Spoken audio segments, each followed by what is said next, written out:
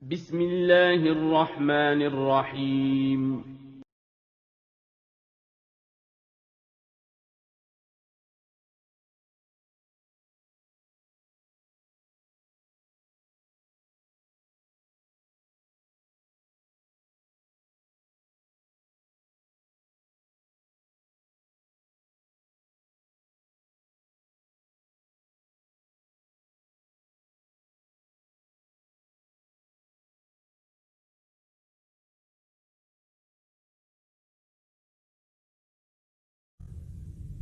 Assalamualaikum warahmatullahi wabarakatuh.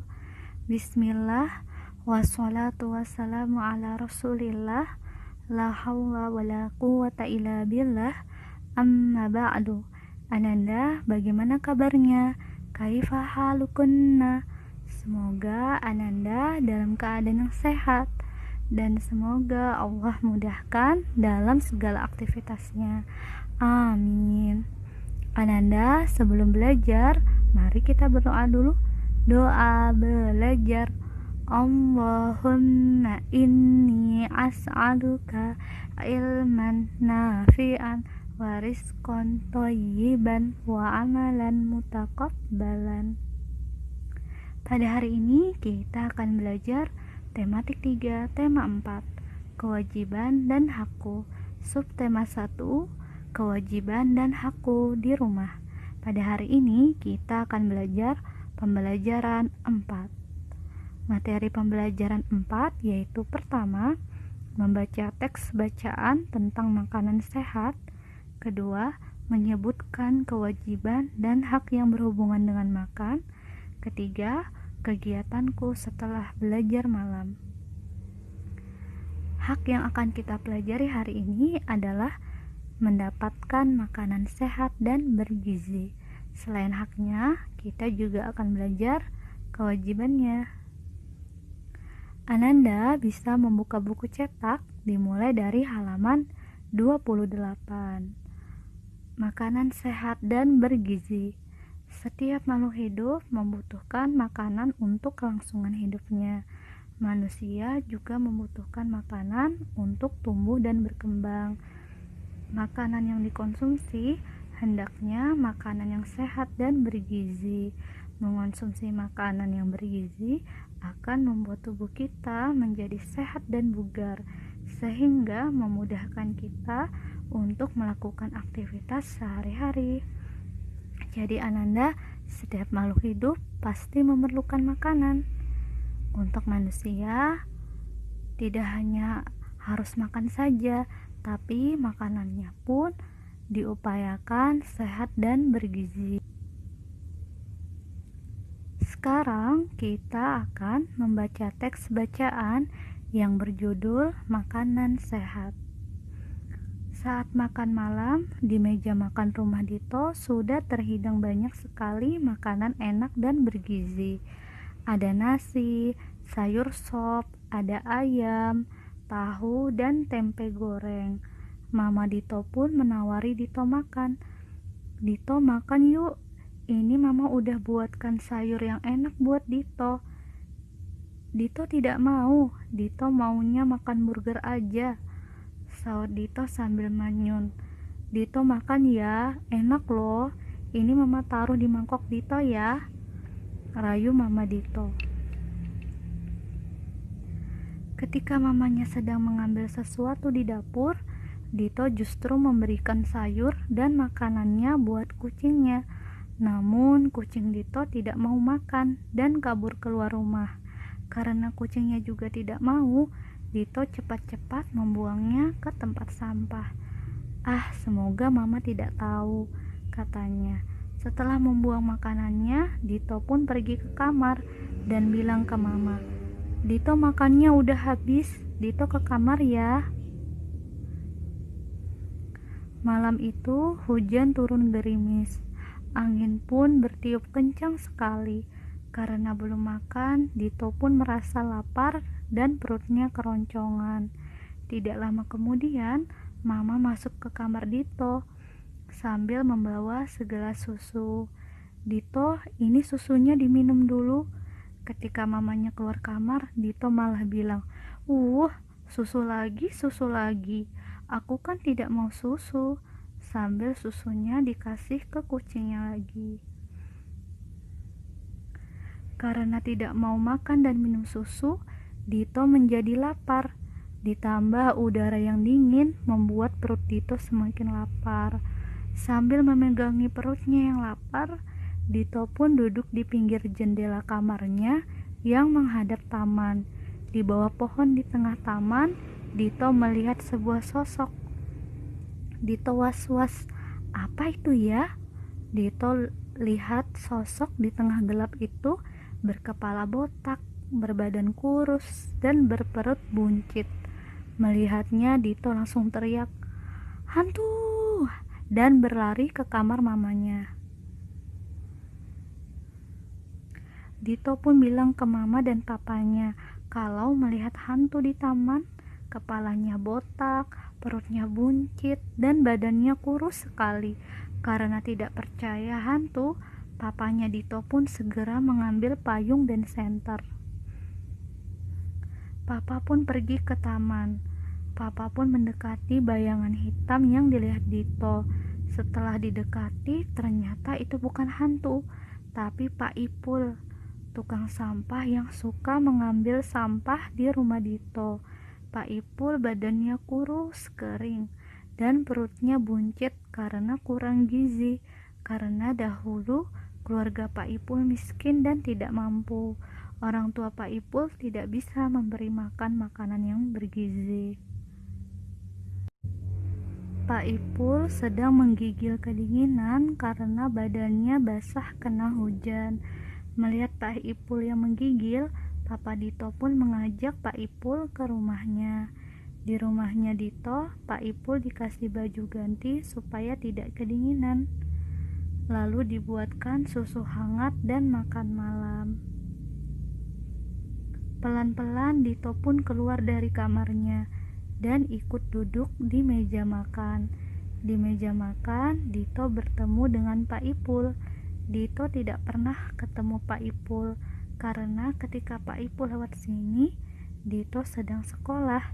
Dito pun lega, ternyata dia tidak melihat sesuatu.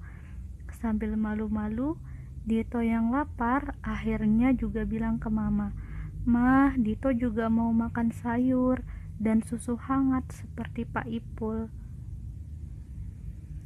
Setelah kenyang, Dito pun bilang ke mama, "Mama, sayurnya enak sekali ya. Aku janji, aku mau makan makanan yang bergizi supaya aku sehat."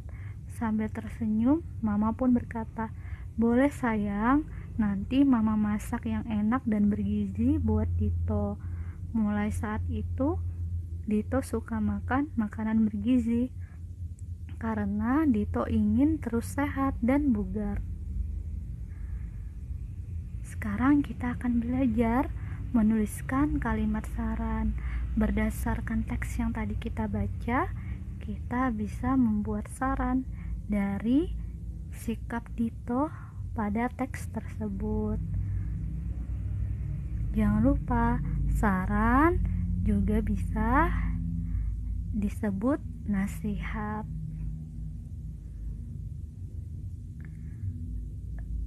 Nomor 1, Dito takut pada hantu. Saran yang bisa kita sampaikan adalah, Dito, kamu tidak boleh takut dengan hantu, karena hantu itu tidak ada. Yang ada hanya jin yang menakut-nakuti manusia.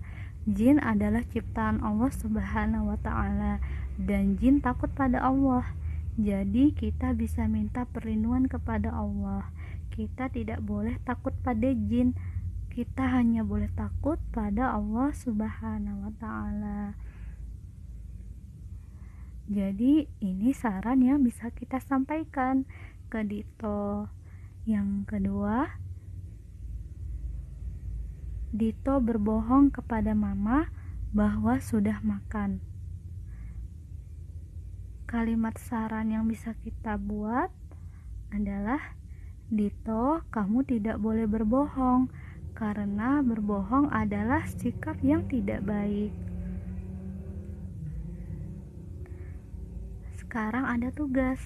Tugasnya Ananda juga membuat kalimat saran. Ada 2 soal. Dua-duanya dikerjakan ya Ananda. Nomor 1, Dito membuang makanan. Nomor 2, Dito hanya ingin makan burger.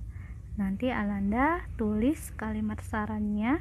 Contohnya seperti yang Ustazah sampaikan tadi. Selanjutnya kita akan belajar hak dan kewajiban tentang makanan. Ananda bisa membuka buku cetak di halaman 32. Makan adalah kebutuhan pokok setiap manusia hidup. Karena dengan makan kita mendapatkan energi atau tenaga untuk melakukan aktivitas sehari-hari.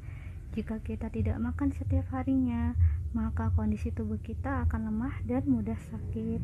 Tubuh yang lemah dan sakit akan membuat aktivitas kita terganggu. Untuk itulah hak dan kewajiban manusia dalam hal makanan harus dapat terpenuhi. Ini adalah tabel kewajiban dan hak tentang makanan. Masing-masingnya ada 5 nomor. Kewajiban tentang makanan yaitu pertama, bersyukur atas semua makanan yang ada. 2. Menghabiskan makanan yang sudah diambil. Ketiga, membaca doa dan ucapan syukur sebelum dan sesudah makan. Yang keempat, makan makanan yang telah disediakan dan tidak mencela makanan. Kelima, tidak berebut makanan dengan orang lain. Hak tentang makanan yaitu pertama, mendapatkan makanan sehat dan bergizi. Kedua, mendapatkan sarapan pagi, makan siang, dan makan malam setiap harinya. Ketiga, mendapatkan air minum yang sehat. Yang keempat, memilih makanan yang sehat dan bergizi. Yang kelima, mengambil makanan secukupnya.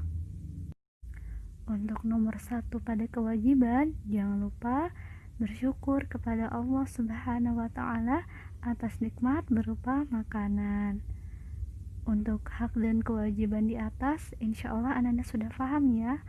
Jika ada yang dibingungkan, boleh bertanya kepada Ustazah.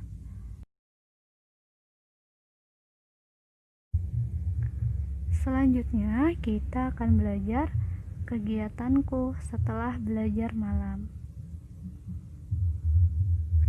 Tepat pukul 19 malam, Dito telah selesai makan malam bersama mama dan papanya. Mama Dito berpesan kepada Dito agar jangan tidur setelah makan. Dito, jangan tidur setelah makan. Tunggu kurang lebih 2 jam baru kamu tidur, kata mama Dito. Makan sebelum tidur memang cukup dianjurkan, tetapi setelah makan langsung tidur akan sangat berbahaya. Jadi Ananda, kalau kita tidur jangan lupa makan malam dulu ya Ananda. Setelah makan malam, Ananda jangan langsung tidur. Istirahat dulu kurang lebih 2 jam.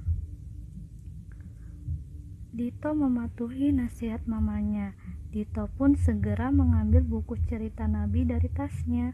Kemudian duduk di kursi belajar sambil membaca buku cerita. Papa Dito memperhatikan Dito dari luar.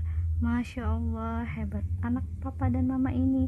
Dito pun tersenyum bangga karena papa dan mamanya sangat bangga kepadanya.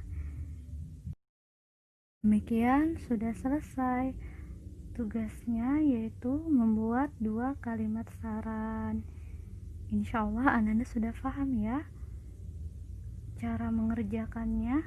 Jika Ananda masih belum paham atau lupa, Ananda bisa membuka kembali contoh yang sudah Ustazah sampaikan. Demikian sudah selesai. Sebelum kita tutup, mari kita berdoa dulu. Doa kafaratul majelis. Subhanakallahumma wa bihamdika asyhadu an la ilaha illa anta astaghfiruka wa atubu ilaik. Demikian, assalamualaikum warahmatullahi wabarakatuh.